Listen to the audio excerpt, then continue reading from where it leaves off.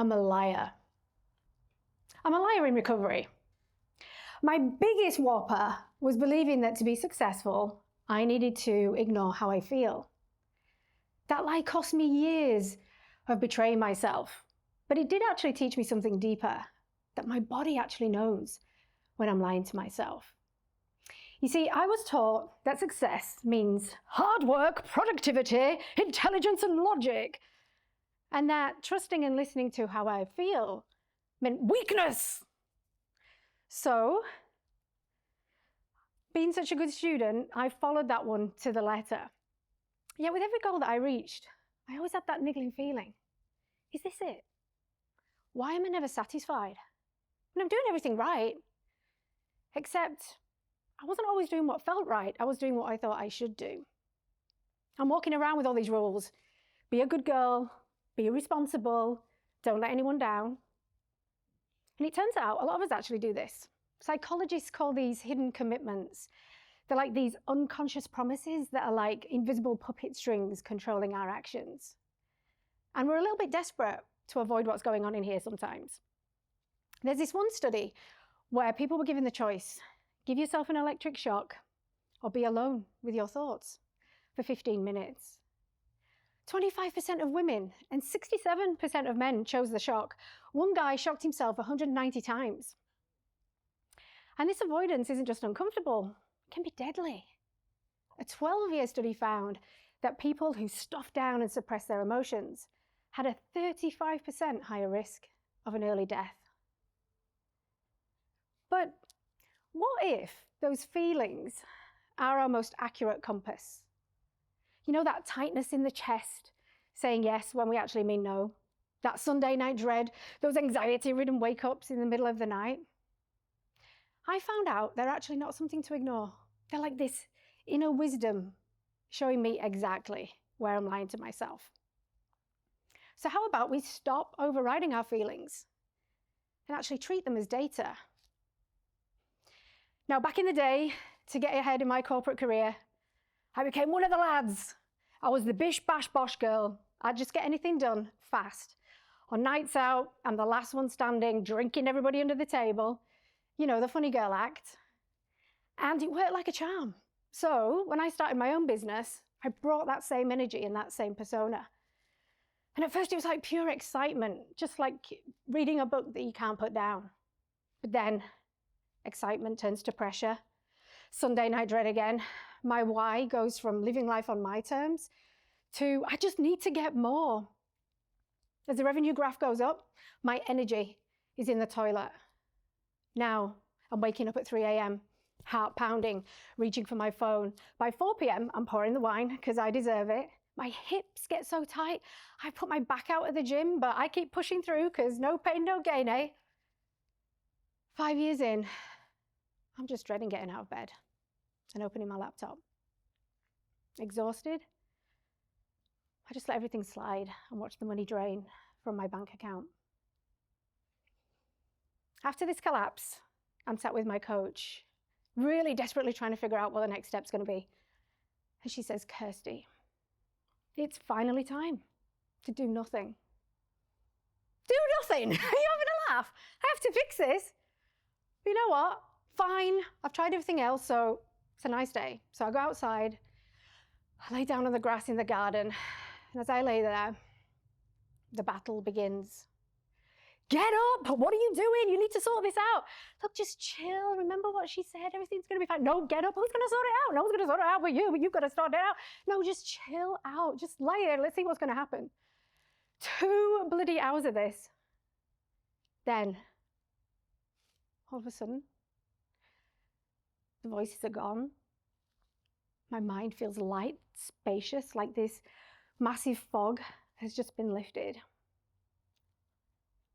I feel the grass, sun on my face.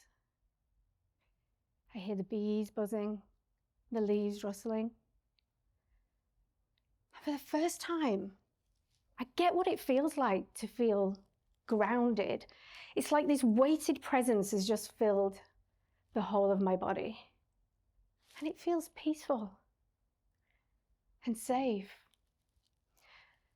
And in this state, I just get this urge to test out some thoughts. So I think about fixing the business. Everything in my body is like tensed to the max. All right, let go of the business. There's a slight softening. The muscles relax a bit. And then I get this like nervous excitement in my stomach, which is like really weird because every time I've thought about doing that before, it's always either meant fear or meant that I'm going to be letting somebody down. But now in this state, it just feels so good. It feels like bliss. My chest opens up and I can breathe. And it feels so powerful. Right there and then, I make a commitment. From now on, I'm just going to follow what feels light and let go of what feels heavy. So now, my mornings start with silence, not emails. I walk, I dance, I move, and I just listen to what my body truly wants.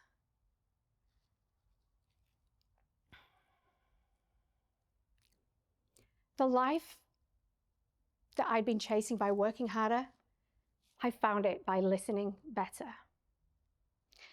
Now, you guys, you don't need to get everything to collapse, right, to figure this out. So how about we try something right now? Get comfortable in your seat. Maybe take a deep breath in. If you'd like to, put your hand on your heart and maybe close your eyes and ask yourself, what am I tolerating right now? What am I putting up with every day that I know deep down I just don't want to do? And then notice how it feels in the body. Maybe there's a tension, a tightness, maybe just a subtle anxious feeling. Now I want you to visualize your life without that thing in it, or that person in it. And now notice how it feels in the body. Is there a slight shift? Maybe a little less tension? Maybe a relaxation? That shift you just felt is the difference between what you're forcing and what you actually want. Your body just told you the truth. So how do we use this every day?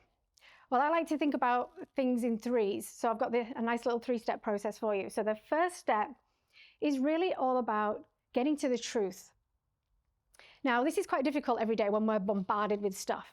So have an intention, maybe create a little pocket of quiet. Now, you don't need hours of meditation, maybe 5 minutes of silence, maybe turn off the podcast on the way to work or the radio, go out for a walk by yourself, and just let your mind wander. Now, those thoughts that you've been ignoring are probably going to show up, but it's okay. There's no need for an electric shock, all right?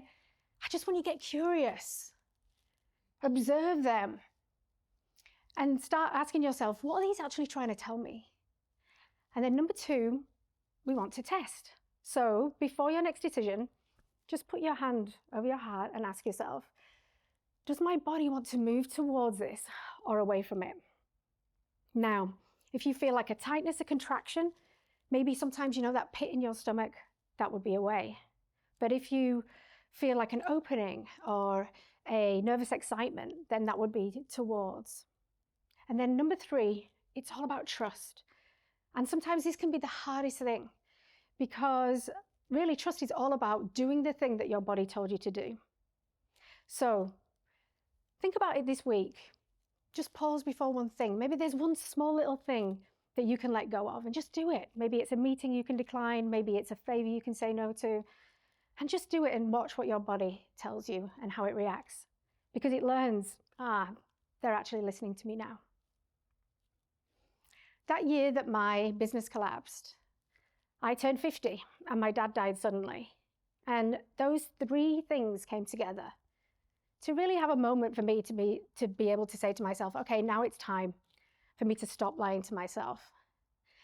And it also led me to read a book by Bronnie Ware's called The Top 5 Regrets of the Dying.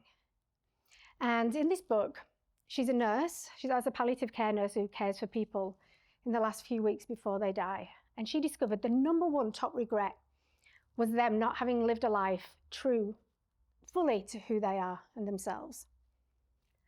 Don't wait for the collapse or the deathbed moment.